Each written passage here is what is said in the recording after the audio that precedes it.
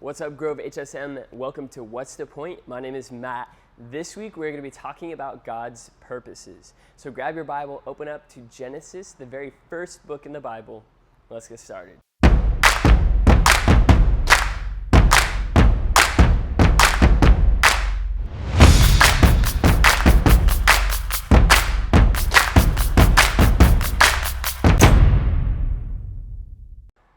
All right, guys, like I said in the introduction, today we're talking about God's purposes. Why does he do what he does? Why does he allow what he allows? And odds are you've asked that question or you will. So we're going to look at it today. And the way we're going to look at it is through the story of Joseph. Now, if you've never heard the story of Joseph, it's one of my all-time favorites, and it's in Genesis in your Bible, the very first book in the Bible. Genesis 37 to 50 actually is the whole story, but don't worry, I'm not going to read that. Last thing you want is Matt reading for hours and hours, just the story of Genesis. But it's a great story, and I recommend reading it later, maybe even after this if you're intrigued. But basically, I'm just going to summarize this story. It's about 13 chapters, so stick with me. If I leave anything out or mess anything up, give me grace. It's a lot. But Joseph starts, as most of us do, as a young kid, right? As a young boy. And he is his father's favorite son. And all his other brothers are like, he has 12 other brothers, and they're all like, who does this guy think he is, right? Like, why is he the favorite? How come we aren't? And his father, like, gives him a coat of many colors. Like, Joseph starts having dreams that his family bows down to him. And basically what happens is his brothers grow in resentment. They're like, who is this guy? What does he think he does, right? Imagine if you had a little brother or sister come to dinner one day and just be like, I had a dream you all bow down and worship me. You'd be like, who do you think you are? You'd beat them up right then and there. Teach them who's boss. See who worships who, right? By the way, don't make your siblings worship you. That's no good. But basically his brothers grow in resentment, and they're like, dude, we need to do something about this guy. And they come up with this plan to actually murder him. They're like, let's kill him. Let's get him out of the picture. Let's move on with our lives. Let's make our dad pick a new favorite, right? Like, we're just going to murder him. Luckily, one of his brothers was like, whoa, hold up, he's our brother. And instead, he has a great idea of being like, let's sell him into slavery, right? like that's much better. I don't actually know what's better, being murdered or being a slave, but yeah, cool brothers, right? Some of you guys are like, yeah, sold into slavery, that's me. Like, I'm picturing Kira Rivera just being like, me, same, right? Being sold into slavery. But basically, Joseph gets sold into slavery, ends up in Egypt, and years go by, and then he ends up like making it out and like kind of rising up through the ranks in the city.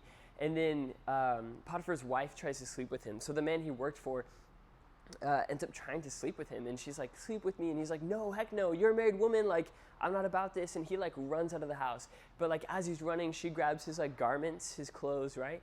And then she like later makes up a lie and says like, he tried to sleep with me, like I wasn't about that, look, his shirt's right here, or whatever. And they throw Joseph in prison. Now if you're Joseph, what are you thinking? You're thinking, man, what is happening, right? Like, why is all this happening? He got sold into slavery by his brothers after they almost killed him. And then he makes it out of slavery. He's like, thank goodness, like ends up moving up in the ranks. And then all of a sudden now he's in prison. And it's like, what is happening? But all the while, he's still faithful to God. He never doubts God. He never blames God for his situation. He's just like, you know what, Lord, like, I know you have a purpose, right? And then what ends up happening is while he's in prison, he explains the dreams of these two men. So these two men have dreams, and he tells them what each of them mean because they were like distraught by it. And Joseph's like, yo, dreams come from God. He's giving that to you. Let me explain it. By the way, side note, all your dreams aren't true or mean something. If you had a dream that LeBron James gave you $1 billion, it's not going to happen probably. But in this case, these dreams really meant something. And so Joseph kind of like deciphers them, if we can say that. And then when the cupbearer gets back to Pharaoh ends up having these dreams, and he can't translate what they mean. He's like, what do these mean? I don't get it. He doesn't understand it. He has these weird dreams about these skinny cows and these fat cows and all, like these wolves, and he's like, what is happening? Like, I don't understand it. And so what he does is he brings in a ton of wise men and magicians and people trying to do anything they can to give him an answer, but they can't. And what happens is the cupbearer, who was in prison with Joseph before, says, yo, I know a guy, and then they bring Joseph out of prison. Joseph explains what the dreams mean, which basically means that, hey, he tells Pharaoh there's going to be 7 years of famine, and then 7 years of plenty, like tons of good food, like the grain that you're growing is going to grow, right? To put it in perspective, there's going to be like 7 years of In-N-Out, and then after that 7 years of In-N-Out, there's going to be 7 years of McDonald's, but like McDonald's leftovers. And you're like, which would you rather have? In-N-Out, right? And so Joseph explains the dream to Pharaoh, and he's like, hey, here's what it means. And Pharaoh just has a lot of respect for him. He's like, dude, you got it, you understand it. And he actually makes Joseph an equal with him. He's like, hey, I am Pharaoh, I'm king over all of Egypt, but second to me, and with just as much authority, is Joseph. And you're like, all right? Joseph's probably like, hey, started from the bottom, now we're here, right? He's like, I am second in command over all of Egypt. Like at that point, I would have called my brothers in and like executed them, right? Just kidding, I hope. But like he's a stand-up guy, and so he's serving there. Now what happens is years pass, and I'm trying to go fast. We're actually getting to the spot now. But years pass, the 7 years of plenty, and in Egypt they're saving up all like that grain, all the like, because right, the land's giving them a lot of food, so they're saving it up so that in the next years when there is not enough food, they can distribute it and keep everyone alive and save lives and be good stewards of all that food, right? Well, at one point during the 7 years of famine, Joseph's brothers return. They come to Egypt trying to buy grain to eat, right? Their whole family is like dying. They're starving, and they don't have, their land isn't making anything, right? Because it's a famine. And what happens is Joseph helps them. He helps them a lot. He figures out they're his brothers. They don't really recognize him because he's long gone in their minds. Keep in mind, this is years and years later. But he remembers them. And it's cool because all the while, you're probably looking at Joseph's story. And if you or I went through that, I mean, if you're anything like me, if I went through that, I would be questioning God every step of the way. Like if my family sold me into slavery, I'd be like, Lord, like, why are you letting this happen?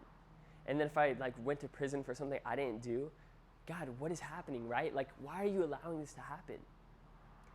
But Joseph never once blames God. He's not like, dude, I serve you, and you're just making this happen and making that happen and everything. And these are years and years of his life. I sometimes catch myself questioning God on such a small thing, right? Like my car breaks down, and I'm like, Lord, why are you letting this break down? I'm driving to church to serve you or something. And not that we can earn his love or his favor, but sometimes I catch myself thinking like that. But Joseph, the whole time, he just stays true to God. In prison, he's like, hey, God can tell you what your dreams mean. Let me pray and ask God what they mean. You know, and all the while, he's with God. And then it comes that his brothers come to him, and he's not seeking vengeance. He's not seeking justice. He's not seeking to get back at his brothers for something they did forever ago. Instead, he's seeking to help them. He's still serving God. He still has God's heart in mind, and he knows that God's heart towards his brothers is to save them. And so he works to do that. Now in Genesis 45:4, you can flip the pages, 45 verses 4 and 5, it says this. This is after Joseph tells his brothers, hey, it's me, Joseph, right? After a couple of weeks of knowing them and knowing who they are, he finally tells them, hey, I'm Joseph, your brother. And he says this, verse 4. So Joseph said to his brothers, come near to me, please. And they came near, and he said, I am your brother Joseph, who you sold into Egypt, and now do not be distressed or angry with yourselves, because you sold me here, for God sent me before you to preserve life. Did you catch that? God sent me before you to preserve life. You can underline that, because what that tells us is it tells us something about God. It tells us that he has the bigger picture in mind. He has a purpose, right? And then if you flip over a few more pages to the right, you'll find in Genesis 50, the very last chapter of Genesis, it says this in verse 20. This is right after Joseph's dad dies, right? So Joseph meets his brothers again. He goes to see his father. Like, how much would you miss your family? You're like, oh my gosh, like I've missed you forever. Like I haven't seen you in forever, and you're catching up. It's like if you had a best friend growing up and they moved away and then they moved back, right? You're like, let's go. Like my best friends are back, and you start talking to them, you start hanging out with them, and then they die, right? How sad would you be? Joseph's father dies after just getting to see him again for the first time in years and years. His father dies a few days later. And what happens is his brothers start feeling bad again. They're like, hey, we're so sorry, right? They start apologizing. They're like, we're sorry that we did all this to you, and that like now like even our dad's taken away from us and stuff. And Joseph says this to them in verse 20, chapter 50, verse 20. As for you, you meant evil against me, but God meant it for good, to bring it about that many people should be kept alive as they are today.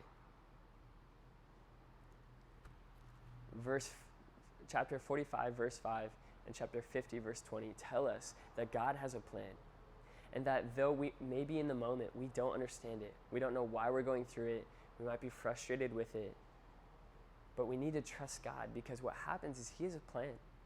He knows everything. And even if someone does something against us or harms us or sins against us, God can still use it. And so I have this question for you. What's the point, right? What is the point? We know that God has a plan. We know that He has a purpose. And even in our hardships, our trials, our pain, our suffering, even good things, right? God has a plan and He has a purpose for it. So my question for you is, what is God's purpose for your quarantine? Right? What is God's purpose? Because this season you may feel robbed in, right? You might be like, hey, I got my season. Like we've talked about it, and you guys know those things that hurt the most about quarantine. But my question for you is, what do you think God's purpose is for it? And I'm not saying on a large scale of the world. I'm asking you to personally just evaluate yourself.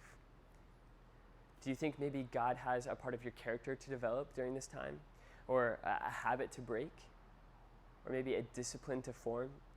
Right? Maybe you need to start running or eating healthier or sleeping at good hours and waking up in the morning, not in the afternoon, right?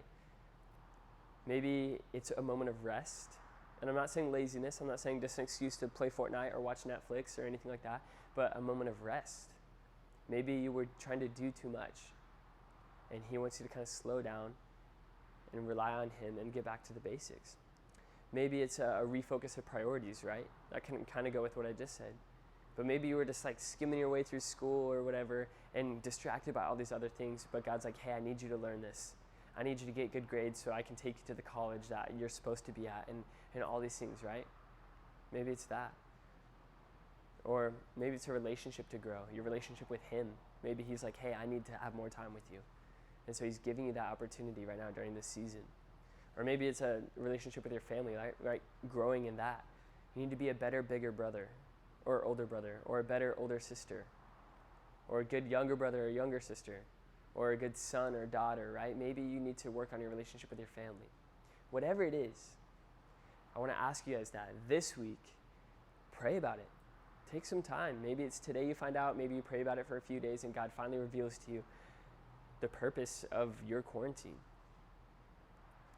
And I'll encourage you to work on that, to kind of work through it. And don't be discouraged if He doesn't say anything. You know, for Joseph, he didn't know why he went through all that until years and years later. And so that could be the case for you right now too. But hopefully you could figure out at least a reason. Or you can refocus your eyes and trust God. Even if He doesn't tell you what it is, you can still say, hey, I trust you. So this week, that's my question for you guys. What is the purpose of your quarantine? What does God want to do in your life during this season? Love you guys. I'm praying for you. Thanks for tuning in.